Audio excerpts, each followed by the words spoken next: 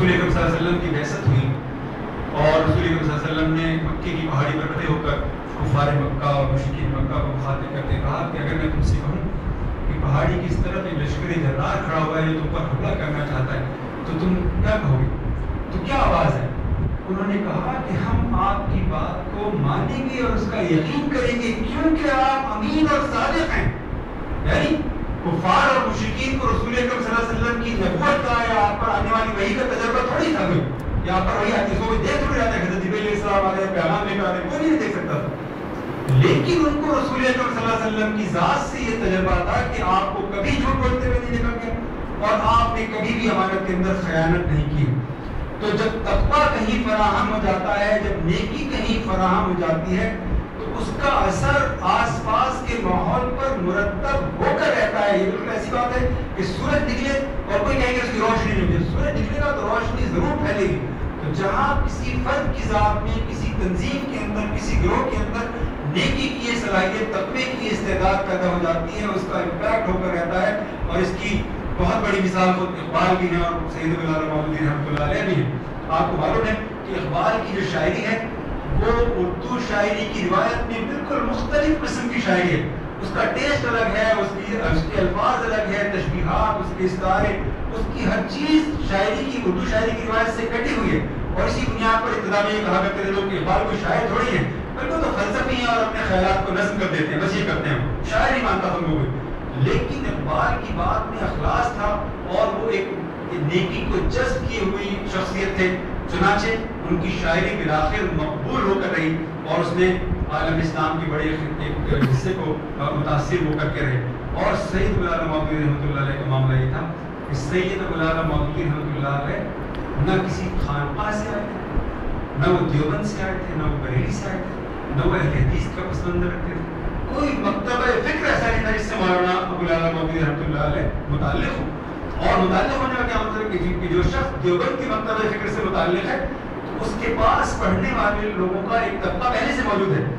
لیکن سید العلا مودودی رحمۃ اللہ علیہ کا مسئلہ یہ تھا کہ انہوں نے, اور ان کا کمال یہ ہے کہ انہوں نے, ان کے پاس لٹریچر نہیں تھا, انہوں نے اپنا لٹریچر خود پروڈیوس کیا.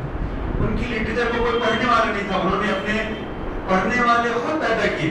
ان کی کوئی جماعت نہیں تھی, انہوں نے اس جماعت کا نظم خود قائم کیا. ان کے پاس وسائل نہیں تھی, انہوں نے اس کے لیے وسائل خود مہیا کیے. مطلب یہ کام, مطلب جب پوری تاریخی جدوجہد کے پس منظر میں آپ دیکھتے ہیں ایک ایسا آدمی جو کوئی پس منظر لے کر نہیں آیا, جس کے پیچھے نہ عمارت کا پس منظر ہے, نہ سیاست کا پس منظر ہے, نہ طاقت کا پس منظر ہے, نہ کسی مکتبہ فکر کا پس منظر ہے, تو ایسے آدمی کی بات کو کون سنے گا سوسائٹی کے اندر. لیکن سید ابو العلا مودودی رحمۃ اللہ علیہ کے کردار میں تقوی کا اعلیٰ ترین اثر موجود تھا. اس لیے بالآخر سید ابو العلا مودودی رحمۃ اللہ علیہ کی بات کروڑوں لوگوں پر اثر انداز ہو کر رہی. یہ ممکن ہی نہیں تھا کہ سید ابو العلا مودودی رحمۃ اللہ علیہ تقوی کی دولت لیے کھڑا ہو اور سوسائٹی ان کی بات سننے کے لیے تیار نہ ہو.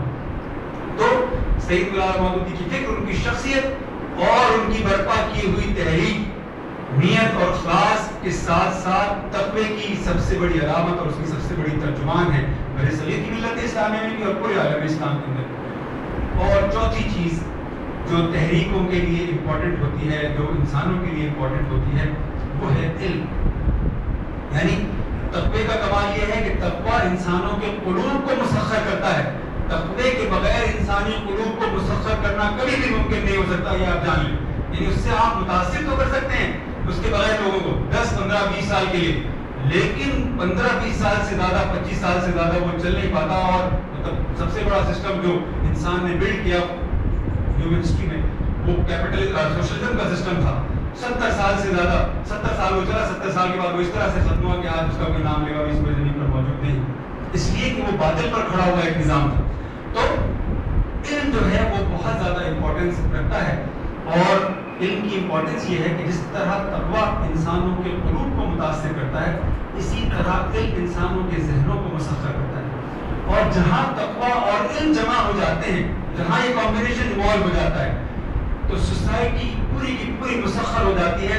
اور آپ نے دیکھا, ابھی میں نے آپ کے سامنے مثال دی کہ سید ابو العلا مودودی رحمۃ اللہ علیہ نیت, اخلاص, تقوی اور علم کی طاقت کی بنیاد پر مفکر اسلام بنے. سید ابو العلا مودودی رحمۃ اللہ علیہ کا جو فکری سفر ہے وہ ایک صحابی